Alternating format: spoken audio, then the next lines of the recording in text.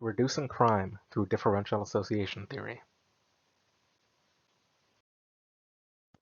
Differential association theory was proposed by Edwin H. Sutherland, a renowned criminologist, in 1947. He authored the book Criminology, and with it brought about a turning point in the field by being one of the first to suggest that criminal behavior is a product of social learning, rather than a matter of abnormal biological or psychological predisposition to commit crime.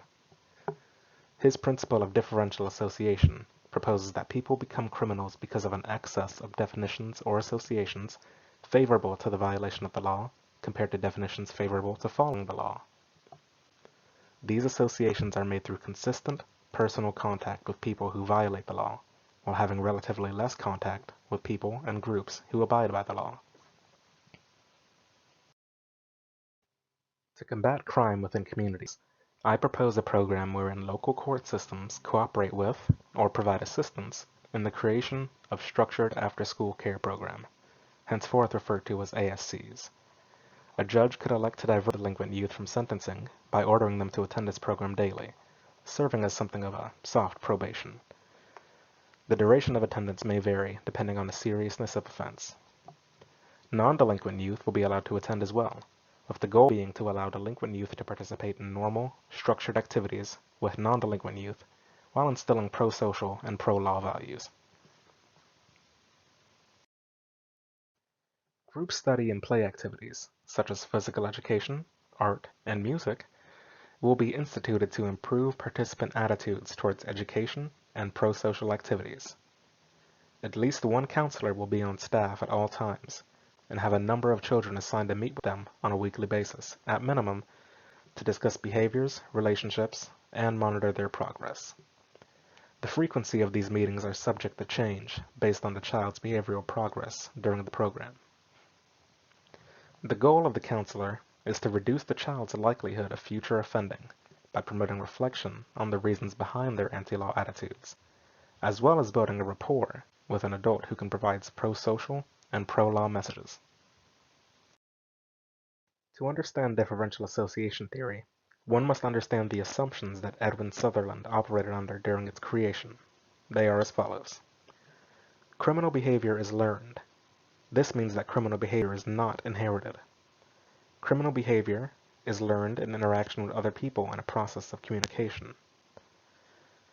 The main part of the learning of criminal behavior occurs in intimate personal groups, such as families, friends, mentors, and other generally positively regarded social groups. As such, forms of impersonal communication, such as movies and the news, play a relatively insignificant role in the commission of a crime. When criminal behavior is learned, it includes the learning of techniques of committing a crime, and the direction of motives, drives, rationalizations, and attitudes to favor the commission of crime. The specific direction of motives and drives is learned from definitions of the law as favorable or unfavorable. A person becomes criminal when there is an excess of anti-law associations relative to the amount of pro-law associations. Criminality results not only from the contact with criminal behaviors and attitudes, but also from an isolation from anti-criminal behaviors and attitudes. And finally, while crime is an expression of needs and values, it is not explained by these needs and values. Criminal ends, such as achieving fame and notoriety or acquiring money, are acquired equally by lawful individuals through legitimate means. As stated in the previous slide, frequency and duration refer to how often and for how long one is in contact with criminal patterns, respectively.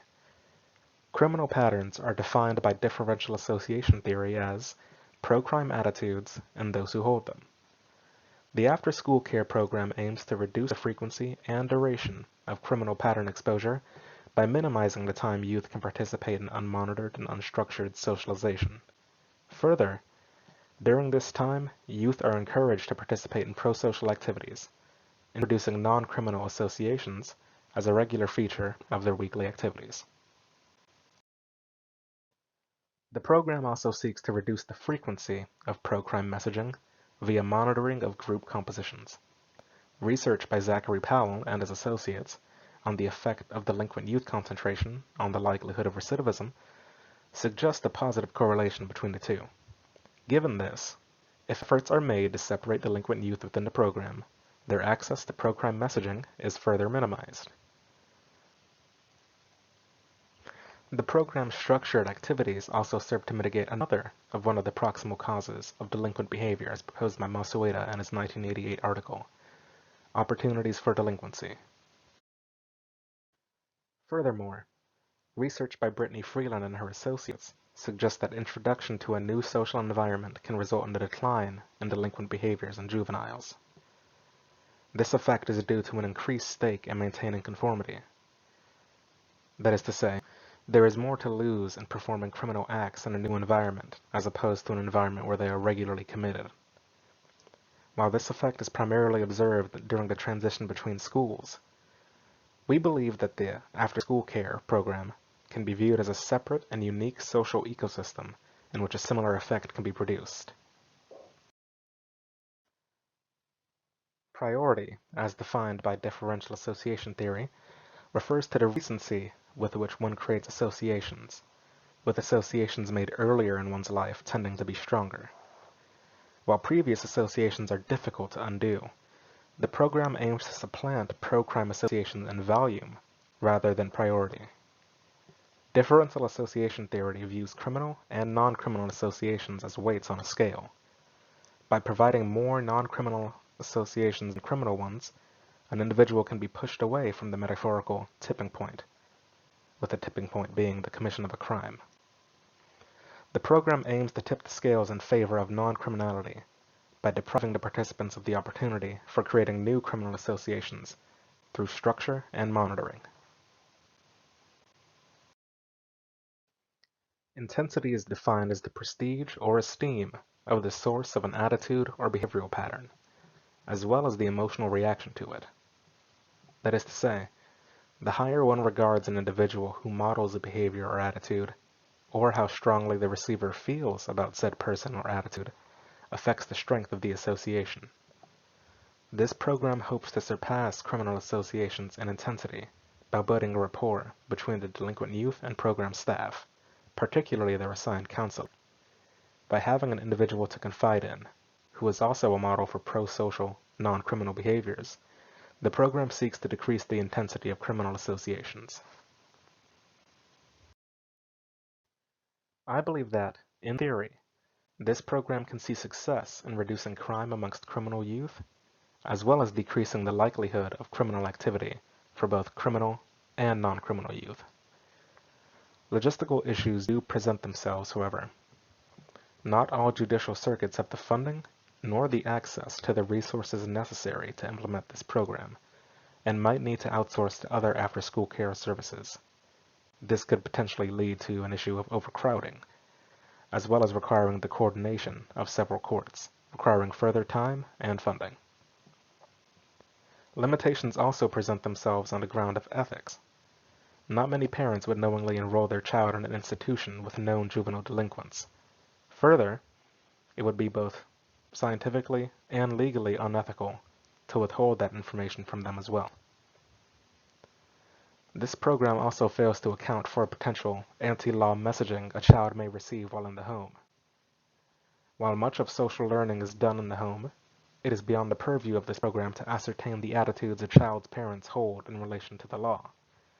However, by preoccupying the child with pro-social activities and pro-social messaging, the program would hopefully tip the scales in favor of lawfulness, or at minimum, lessen the scales leaning towards criminality.